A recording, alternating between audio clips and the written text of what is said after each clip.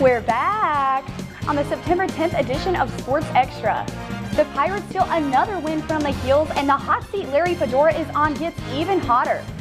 We had to wait for overtime, but men's soccer dropped an L on those Panthers from Pittsburgh.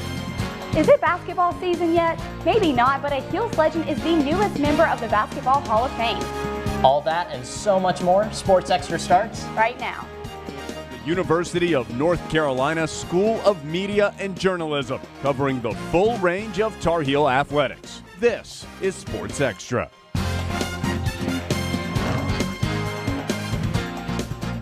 Welcome back, Tar Heels. I know we're happy to be back from summer. How was yours, Elena? Mine was great, Adam. How about yours? Went pretty well, but I know I'm excited to be back in the southern part of heaven.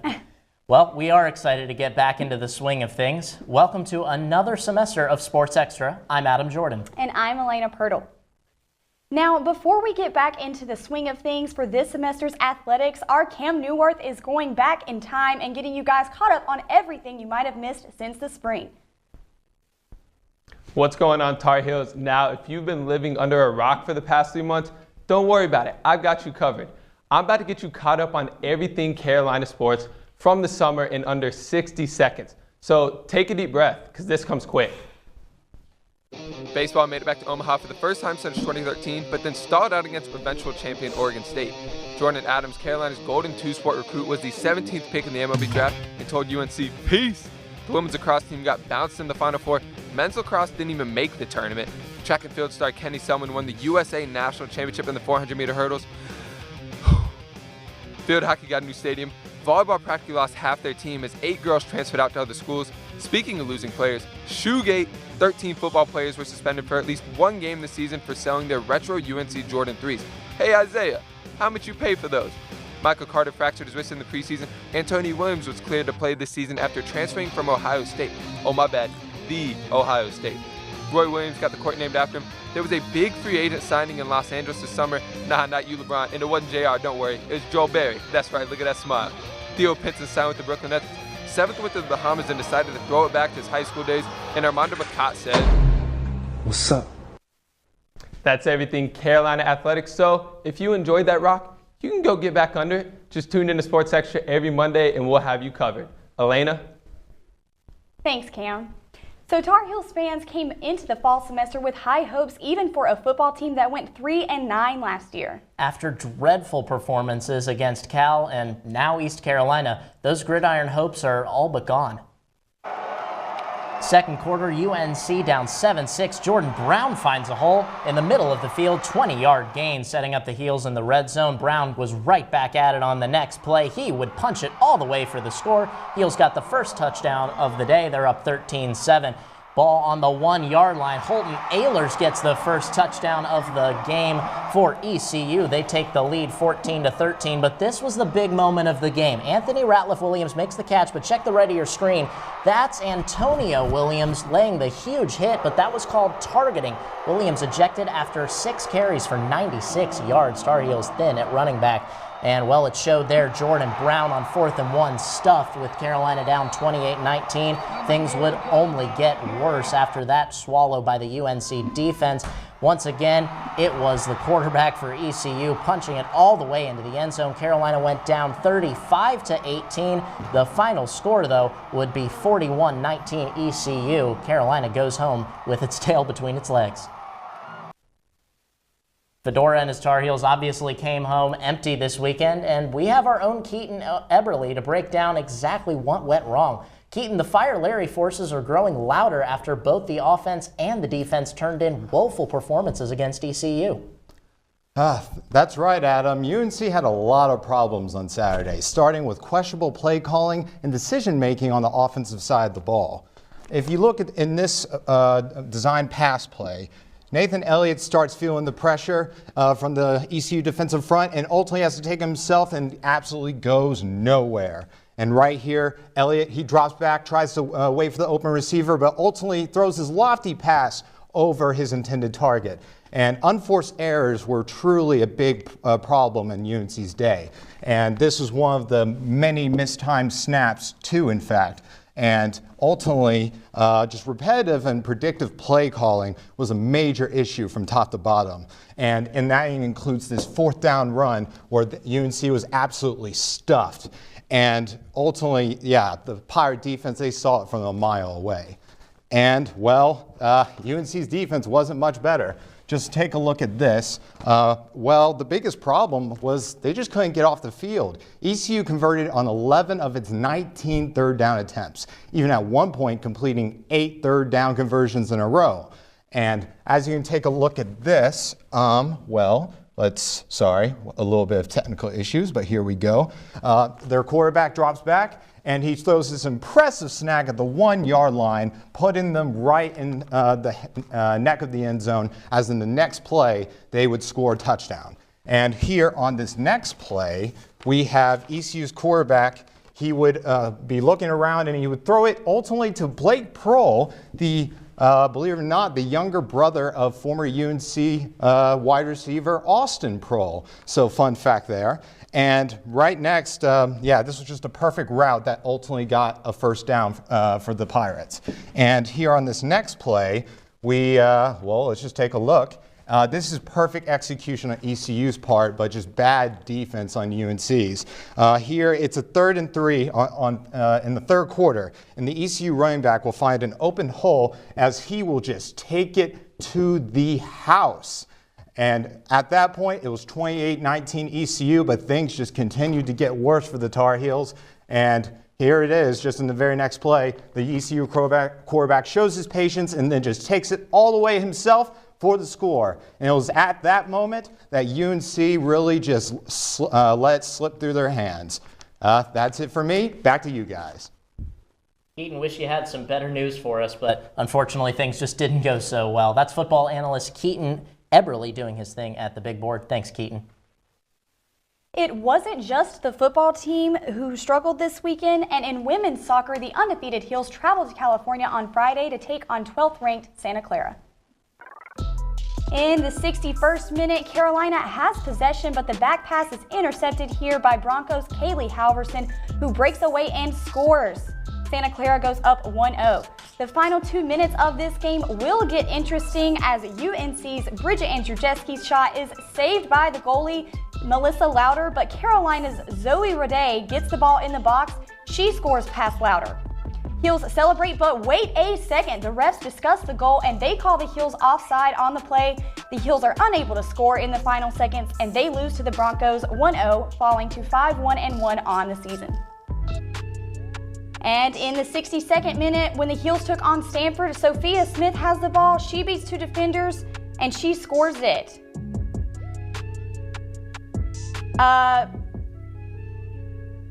Heels score here. Check out this header, number 24. She gets physical there, and she gets this one past the goalie. We're headed to overtime here as it's tied 1-1.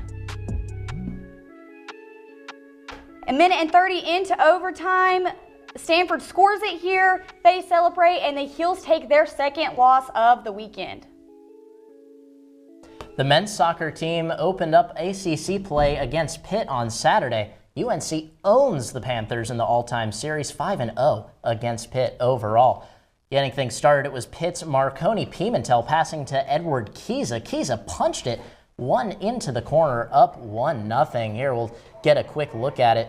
As you see, Pisa just gets it in a beautiful shot, fooled the keeper. Nothing he could do about that. Great shot from there. Heels still down in the second half. It was Carolina's John Nelson passing it to Mauricio Pineda, who wallops it to tie the game. We go to overtime, sudden death. It's Nils Bruning, tries to win it there, saved by the keeper. Rebound falls to him, but the header, Milo Gervanian, finished it off. Fantastic ball there. I mean, perfect placement from Nils Bruning and really great finish. Heels take the win 2-1. Coach Carlos Samuano spoke with us on Gervanian's performance. But if he doesn't go in there and just work his tail off, then that play doesn't happen. So I think that's a good sign for him as a young player to be up to the competitive standard this early, so that's great. It's nice to have some good news finally about Carolina athletics after the weak performances put together by both the football and women's soccer teams this week. How do you define dominance? How about 25 goals scored and only 3 goals allowed in 6 games? That's UNC's field hockey team. Highlights of the latest beatdown coming right up.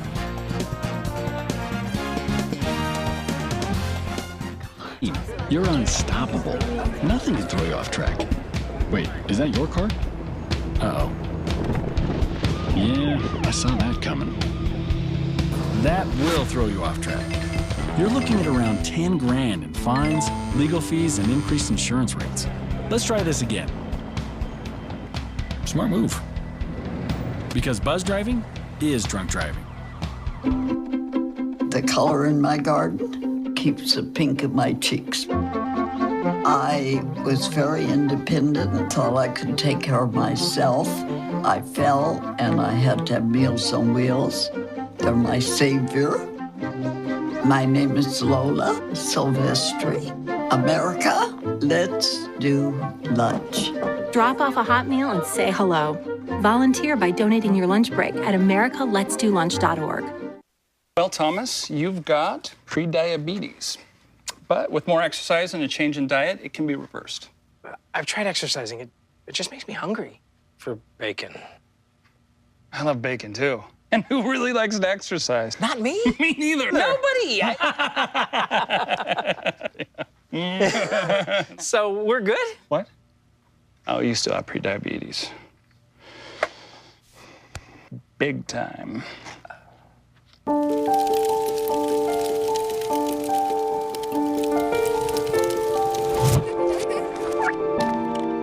Did you know parking over tall, dry grass can spark a wildfire? Only you. Wildfires. Once there was a boy who did the same thing again and again. One day, he was told he had autism. He got help and slowly learned how to live with it better. Early intervention can make a lifetime of difference. Learn the signs at autismspeaks.org.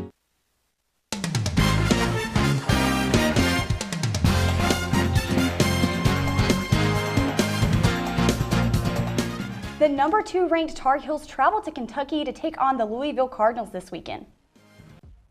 In the first ACC matchup of the season, the Cardinals win the coin toss and they are going to start out with possession. They're also going to score the first goal of the game, but Carolina responds quickly with this goal. They celebrate this goal right here. Carolina responds quickly with this goal from Aaron Matson and this goal by Catherine Hayden.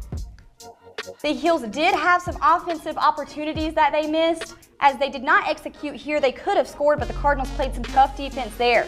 They will go on to finish this half with this goal by Ashley Hoffman, and neither team will score in the second half, ending the game 3-1. Heels win this one easily. UNC swept the weekend with a shutout against Cal, as Cal quickly found themselves in trouble with the Heels scoring their first goal just 4 minutes into the game, and they kept rolling from there. The Heels dominated action on the goal with 27 shots in comparison to Cal's lowly 8, with 18 of those shots being shots on goal. Cal only recorded 3 shots on goal, and the ladies will be back in action in Chapel Hill on Tuesday at 6 p.m. with the Appalachian Mountaineers making the trip down. It was a tough weekend for the shorthanded Carolina volleyball team when they visited Colorado for the Buff Invitational. First match against Oklahoma went to 5 sets. Carolina down 2-1 after 3, but closed out the last 2 to get the comeback victory. But after that, things went downhill. On Saturday, Colorado was the opponent, and the Buffaloes started off on point defensively. It was freshman Destiny Cox going in for a kill early in the game, but was denied, and that was really just a microcosm of things. She was held to 3 kills for the entire match. Colorado's Alexa Smith was the star of the game, though. Smith dominated at the net, including a couple of kills, one to end the second set. She totaled with 9 overall. In the third set, she was up to serve, and the Heels just couldn't handle it. The Buffaloes swept the Tar Heels overall. Carolina's volleyball team drops to 3-4 on the season. UNC's golf team traveled to Duke this weekend at their golf club to play the Rod Myers Invitational Tournament this weekend.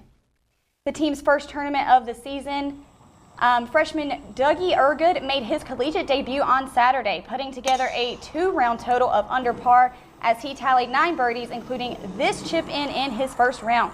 Freshman Ryan Burnett also made his debut as he shot 3 under par for the day, which included this pretty eagle on the putt on the 7th hole. Sophomore Ryan Gerard put together Carolina's best 2-round total to finish 4 under par and tied for 4th. Behind those 3 strong performances, the Heels would enter Sunday 1 stroke behind Penn State. On day 2, it was freshman Ryan Burnett who posted the best round for Carolina with a 2 under 70. He finished tied for 3rd, shooting 5 under for the tournament. This was the best showing by a freshman Heel in their debut in at least 30 seasons. Despite Burnett's record-setting weekend, the Heels shot an even par final round and failed to gain any ground on the Nittany Lions, who shot 1 under on Sunday and won the tournament by 2 strokes. Carolina finished in 2nd place with Duke. The Heels traveled to Kentucky on Friday for the Louisville Cardinal Challenge. Tar Heel basketball legend Charlie Scott is now a member of the Naismith Memorial Basketball Hall of Fame. The ceremony was this Friday. Scott was the first black athlete ever to be on scholarship at UNC, and here's a little bit of the speech he gave at the induction ceremony. Thank you. I'm following a Duke guy. I learned that Duke and a short speech is an oxymoron. I am very honored to be standing here today as a member of the Naismith Basketball Hall of Fame. This is an honor that I've always dreamed of but could never imagine happening. In accepting this honor, I feel privileged to share with people who I hold very dear to me. I am very proud to be an alumnus of the University of North Carolina.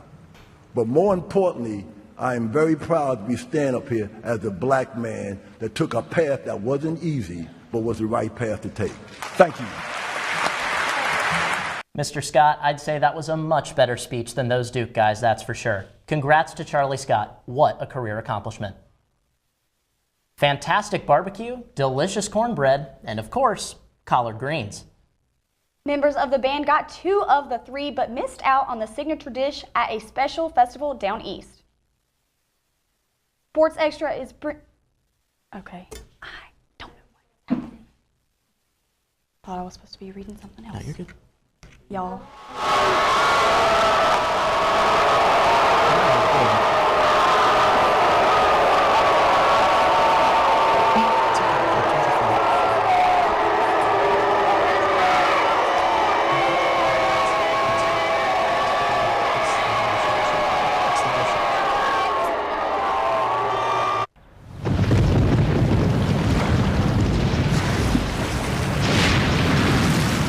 Up to 40% of businesses never recover. Make a plan at ready.gov/business. Here's to the things that can keep us safe. And then you were also the out cue. So and now, those that we carry with us everywhere will bring us wireless emergency alerts. With a unique sound and vibration, you'll be in the know, wherever you are. Coming back.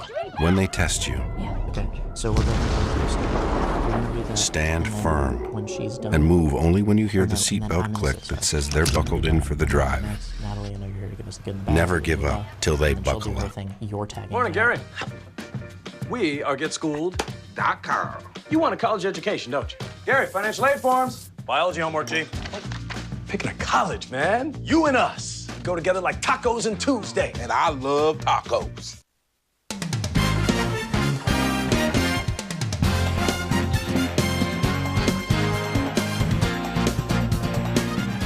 Sports Extra is bringing you hot takes this year along with beautiful highlights and 5-star analysis. We have Natalie Harden with our new What's Trending to give us the talk of the town.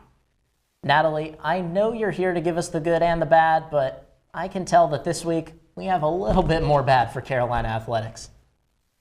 That's right, guys. So what we have first, I'm going to give you a quick little rundown. We have PJ Harrison, we have the Fedora Frenzies, and of course we have a chance of a lifetime for any college student, a half-court shot.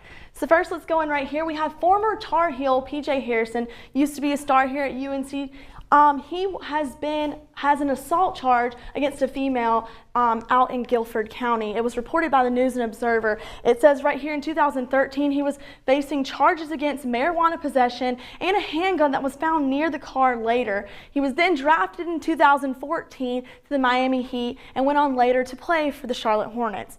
Next, we have some not so hot tweets coming from the hashtag of Fire Larry. So we're going to go right here. We're going to look at the first tweet we have come up is from Danny Hagenkamp, hashtag Fire Larry at Chancellor Foltz, embarrassing coach, embarrassing representative to our school. Next, we have the tweet from one of our very own, Taylor Viplis. He has panic button for UNC, and that's what a lot of us were doing. And then again, we have from Danny Hagenkamp, embarrassing coach, embarrassing representative for our school under, once again, hashtag Fire Larry Fedora.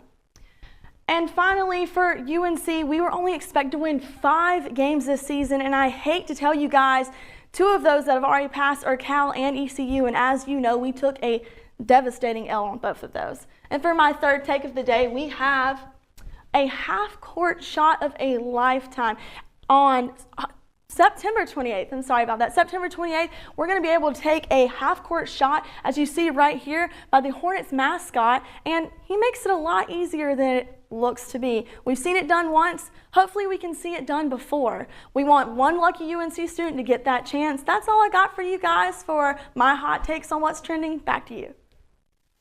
That's Natalie Harden with what's new on the radar for the Heels. Thanks, Natalie. Even though the trip to Greenville this weekend didn't go well for the football team, the marching Tar Heels came back to Chapel Hill with a unique victory.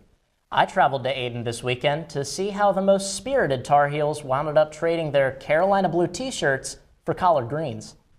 When Town of Ayden Mayor Steve Tripp, UNC class of 1980, saw that the nearby ECU Pirates would host the Tar Heels on the same day as Ayden's annual Collard Festival this year, he knew the celebration wouldn't be the same without his favorite guests, the marching Tar Heels.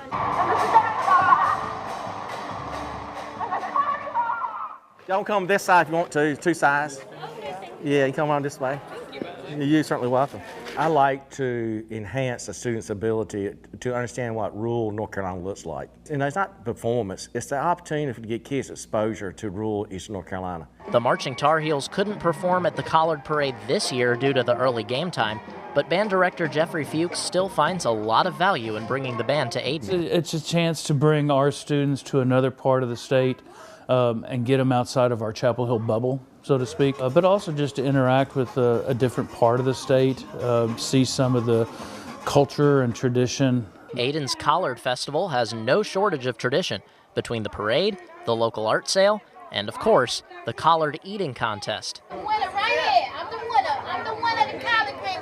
Members of the band were consumed by the enthusiasm the townspeople showed. Just ask junior Turner Medlicott. I think just pulling in the people that we did see were, outside in their yards and they were waving, and there was people we could see in the parking lots. For Mayor Tripp, that enthusiasm is exactly what he hopes to pass on to the band members. To me, it's about helping communities, helping society. I think that's what you learn in Chapel Hill when you graduate at university. And of course, no Tar Heel gathering would be complete without a rendition of the alma mater.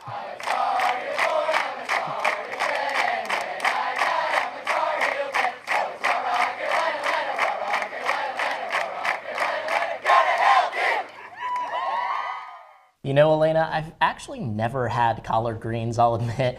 I just couldn't bring myself to try them after watching the end of that collard eating contest. Let's just say it didn't go so well for some of the contestants. Oh, well, that is understandable, but I may have to join the band after watching that. Yeah, it looks like a lot of fun. Well, that's it for today on Sports Extra. We'll see you next week. Thanks for watching. Have a great night.